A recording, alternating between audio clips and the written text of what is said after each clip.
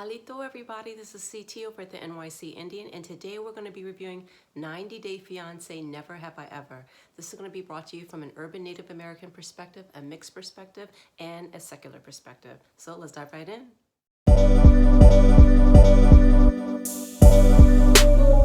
Day with Kim and Usman, and he decides to take her to a place called Stone Town. He gives us all this historical background on the place, and they're sitting down and they're talking, and she basically, in no uncertain terms is basically saying like, where the goods, okay? Because I paid my money, I flew, okay? And I mean, come on, enough already. I'm about to go home. He can totally see that. And, he knows that she wants to be with him. And then she just tells him, listen, just come stay in my place and, your crew member or whatever can take your place. And I just thought to myself, like, the look on his face, he's not a good actor in that sense. You know what I'm saying? Or at least, you can tell he's not into her, right? I mean, he's very obvious with his face. And, she's like, oh, I'm not going to be begging you. It's not supposed to be like this. I did so much for you and everything. But, oh, my goodness, this is like, he says it reminds him of his ex. And is there no other way to find a mate? I mean, this is just, oh my God, these two are so ridiculous. Jasmine and Gino. So Jasmine is in a great mood because she finds out her divorce is being finalized, and, she just threw the roof. Her friends are going to be throwing her a party, a divorce party. And, which, by the way, Gino, you're not invited to. And he helps her get ready. He looks like so sad and like a lost puppy. Like, you could tell he was really hurt that he's not invited. And they had it in the same hotel, well, not the hotel room, but in the same hotel building. And then her friends, they are having the party, they're drinking, having a good time.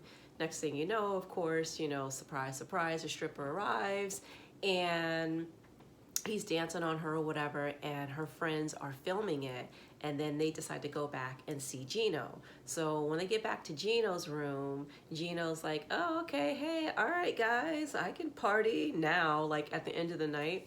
And then the friend shows Gino her phone, the video of the stripper, and oh my God, his little heart just dropped and was just crushed in that moment.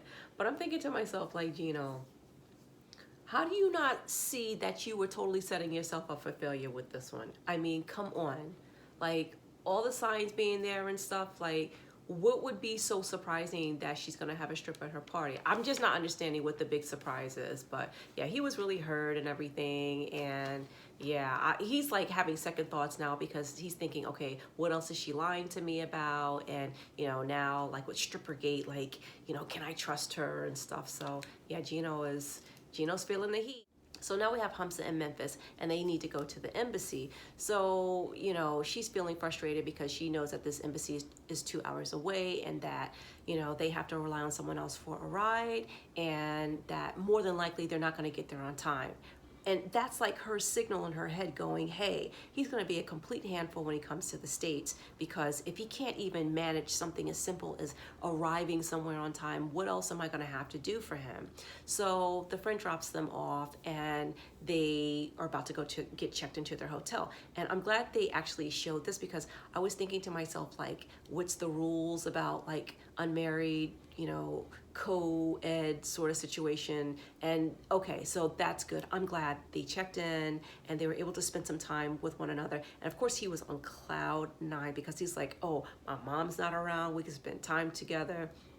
And of course, every other word out of her mouth is sexy time, so we already know, right? And they go to the hotel bar and they start drinking, and she's asking for like a little bit more in her drink. And this is like a fly on the wall. I like to see stuff like this because you get to see these like cultural exchanges, and the way the bartender and Hamza were like, oh my gosh, she wants more. Like, they can't believe it because, it's probably just not used to being around people who drink that much. And remember when that interviewer or the producer said, oh, so Hamza, do you drink or whatever? And like Memphis's reaction when he said, oh, just sometimes. See, I think Hamza basically, he's like a lot of people, right? He lives his life and he has his fun, but he does it under whatever rules that won't get him in too much trouble within the society that he lives in. But at the same time, he's meeting someone who's very liberated, a woman, an American woman at that. And he's just like, oh my gosh, he wants more liquor. He just seemed like really blown away. And did you see the bartender? Like, oh my God, like, like he almost wanted to clutch his own proverbial pearls. But yeah, so they start drinking or whatever. And then, they start talking. And I'm like, oh my God, this is the worst time to have a talk, okay? Especially, I'm sure he hasn't drank in a while. And if she hasn't been drinking, then maybe they're really feeling those drinks. They're probably like very tipsy at that point.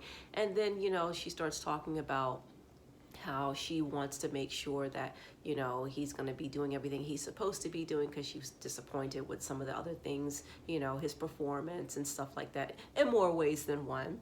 Okay. And, he starts to feel pressure, like, oh, you just want the marriage. You want the marriage. He said the mariage. Is that how they say it in Tunisia? It's so cool. I'm learning new stuff. He's like, no, you care about the mariage.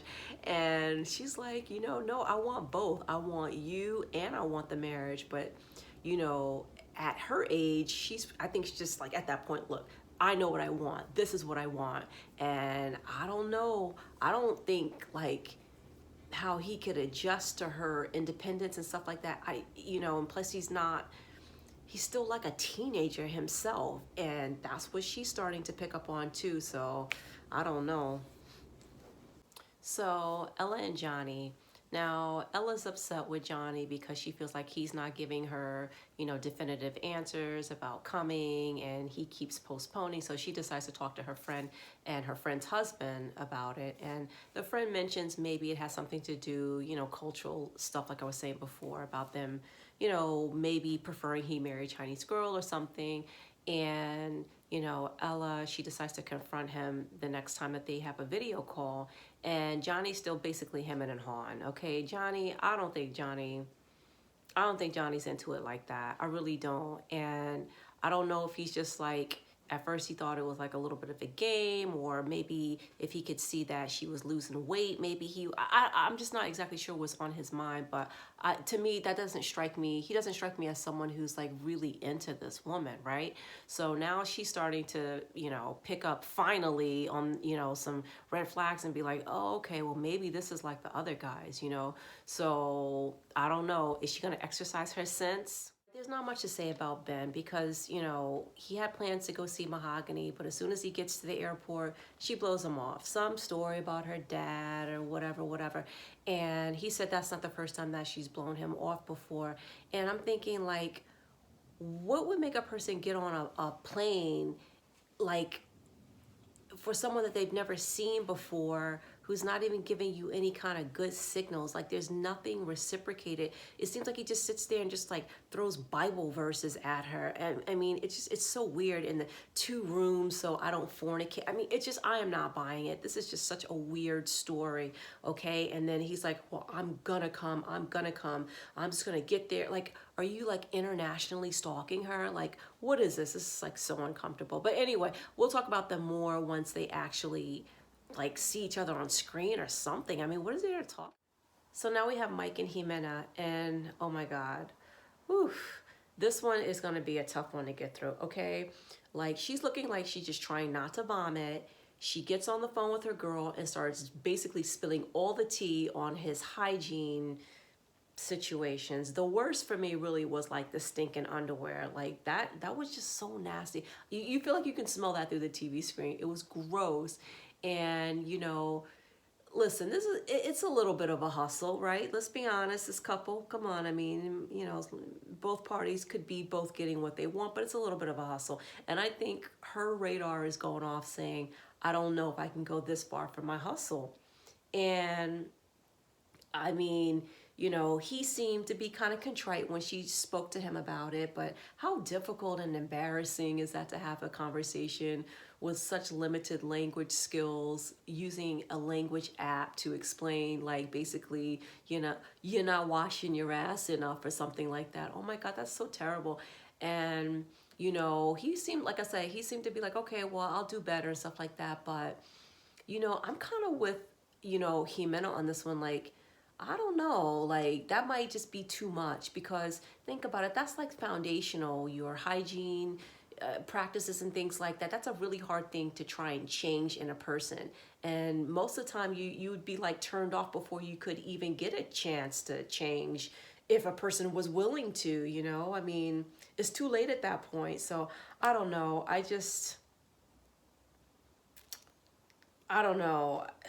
It's, maybe he's willing to learn, you know, maybe he's open to it. I don't know, but she is just so completely turned off. There's just absolutely, like, whatever little bit that she could have had for like a little bit of spark for him, it's dead. It is absolutely dead. Who wants to be with somebody with nasty drawers in the bedroom on the floor? Is disgusting.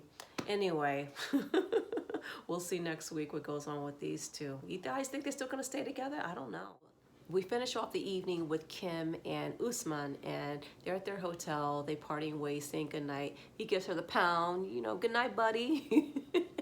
She's like, you know, fit to be tied at this point. She goes to her room completely frustrated, right? And 2 hours later, who knocks on the door? It's Usman. He's like, oh, can I come in? But the look on his face was like, can I come in? Like, how far am I willing to go for this hustle? Just what is my limit with this particular hustle, right? And he gets in. No sooner does he not take every pillow off of that bed, okay, and made that wall of demarcation. I said, you know what, that's it. I just can't. I mean, if it's a neon sign and the building is on fire and it's in your face, like, how much more can you ignore it, you know? And, you know, she's upset or whatever, but, you know, and then they say goodnight. And then, but it's like, this is like, I feel embarrassed. I feel embarrassed. This is even hard to cover. Are you serious? 50 years old, come on. Get somebody that will love you and appreciate you. What do you do? This guy is a hustler. People like that, they make their living off of people like you. It's just terrible. It's a disgrace. But listen, anyway, I am done with these ridiculous, ridiculous situations. We will rejoin with one another next week. And everyone, please stay safe. Take care of yourself. And chipisa lacho.